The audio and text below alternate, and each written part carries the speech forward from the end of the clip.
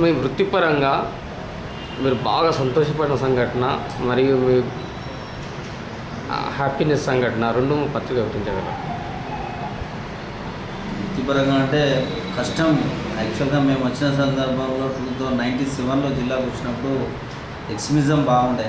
జనశక్తి వాళ్ళు కానీ పీపుల్స్ వాళ్ళు కానీ ఉండేది. ముఖ్యంగా ఏంటంటే జనశక్తి అనేది సిరిసిల్ల డివిజన్లో బాగా ఉండేవాళ్ళు.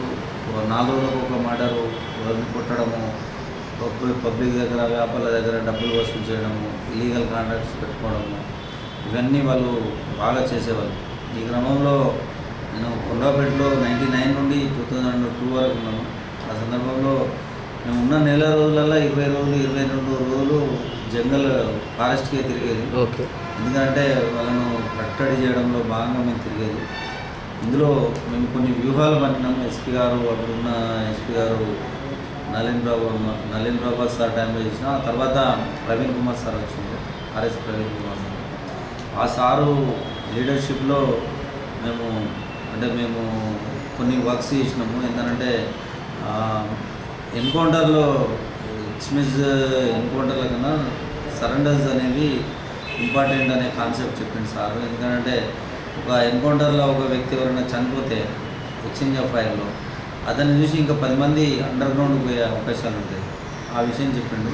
ఒక సరెండర్ అయ్యింది అనుకోండి, ఆ పార్టీలో ఉన్న లోపాలన్నింటినీ మనము ప్రజలకు, యూత్కు ఎత్తి చూపే విధంగా మనము చేయాలని చెప్పాడు. దాని కాన్సెప్ట్తో మేము ఇంపార్టెంట్ సోర్స్ పట్టుకొని మేము అప్పటి జనశక్తి ఈసీఎస్ ఉండే రణధీర్ అని చెప్పి, రణధీరు ఆయనకు సంబంధించిన టీం మొత్తాన్ని మేము కౌన్సిలింగ్ ద్వారా అతను ఒక్కరిని కాంటాక్ట్లోకి తీసుకొని అతనితో చర్చలు చేస్తూ, అంటే ఎస్పీ గారు, నేను, మళ్ళీ అప్పుడున్న ఓఎస్డి మధుసూదన్ రెడ్డి సార్, ముగ్గురం కలిసి మేము డైలీ పోయేది. అంటే ఒక 7 to 8 టైమ్స్ ఫారెస్ట్కి పోయి కలవడం జరిగింది. ముగ్గురమే, ఎస్పీ గారు,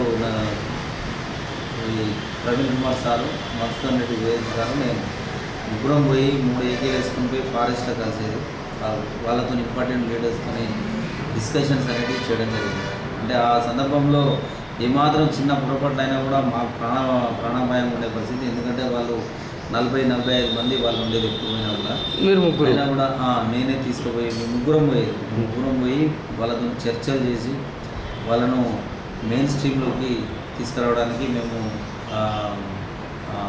ఒక పథకం ప్రకారం, అంటే దానిలో ఉన్న ఇబ్బందులను వాళ్ళకు తెలియజేస్తూ, బయటకు వస్తే ఏ విధంగా మేము రీహాబిలిటేషన్, వాళ్ళకు ల్యాండ్ కానీ, లోన్స్ కానీ, మేము ఆ కేసు తీసేయడం కానీ, ఇవన్నిటి మీద మేము హామీలు ఇచ్చి వాళ్ళ మీద ఎట్లాగో నిర్బంధం ఉండాలి, వాళ్ళు బయటకు రావాలనే విధంగా మేము వాళ్ళకు నచ్చచెప్పి తీసుకురావడం జరిగింది. అంటే వాళ్ళు ఫస్ట్ వాళ్ళు తుపాకులు, వెపన్స్ లేకుండానే వద్దామని చెప్పి అనే క్రమంలో మేము ఆ వెపన్స్ ఆడుంటే మళ్ళీ మిగతా కొత్త వాళ్ళు వచ్చి మళ్ళీ అదే వెపన్స్తో మిమ్మల్ని అదే పార్టీ టార్గెట్ చేస్తుంది అనేది మేము వాళ్ళకి నచ్చచెప్పి ఆ వెపన్స్ అన్నీ వెపన్స్ సంబంధించిన అమ్యునిషన్, ఇవన్నీ కూడా బాంబులు కూడా ఉన్నాయి, ఇవన్నీ తీసుకొని రావడం జరిగింది. అప్పుడు సీఎం గారి ముందు 46 మందిని విత్ వెపన్స్తోని ఆ వ్యవస్థనే లేకుండా చేసి దాని మీద ఒకటి వేములవాడలో ఒక నిమజ్జనం అనేది, జనశక్తి నిమజ్జనం అనే కార్యక్రమాన్ని కూడా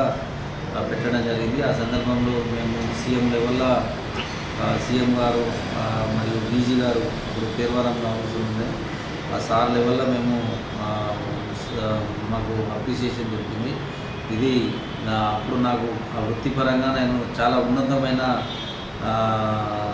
పురస్కారం పొందిన విధంగా నేను వర్క్ చేయడం జరిగింది. ఎందుకంటే చాలా వరకు హత్యలు, వారం ఒకటి హత్యలు జరుగుతుండేది. వాళ్ళు ఊరికే వాళ్ళ ఒక వ్యక్తిని చంపి 100 మందిని 1,00,000 మందిని భయపెట్టేవారు, డబ్బులు గుంజేవారు.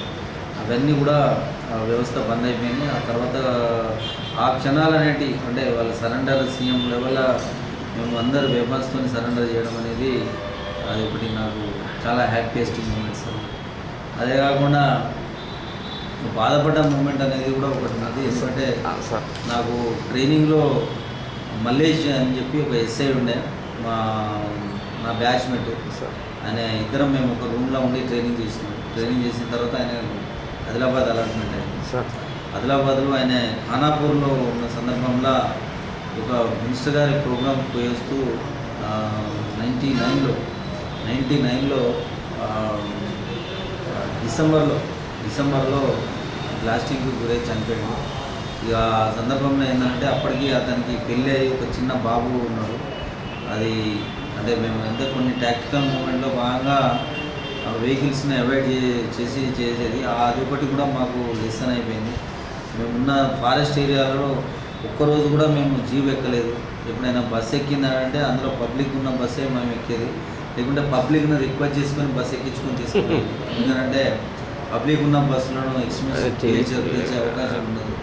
కాబట్టి అతను జీబులో పోయి కొంచెం ఏదో అర్జెంట్ పని మీద వాళ్ళ ఆఫీసర్స్తో పోతూ అది వాళ్ళు ఒక ప్రోగ్రామ్ అటెండ్ చేసి రిటర్న్ వచ్చే సందర్భంలో వాళ్ళు బాంబులు పెట్టి పేల్చడం జరిగింది. పేల్చిన వెంటనే ఆయన స్పాట్లో చనిపోయాడు. అదొక్కటి మాత్రము ఒకటి చాలా బాధపడ్డాను. వృత్తిపరంగా అంటే నా స్నేహితుడు నా రూమ్మేట్ చనిపోయింది మాత్రం అది చాలా బాధపడ్డా. అప్పటికే చిన్న బాబు అతను 1 year కూడా లేడు ఆ బాబు.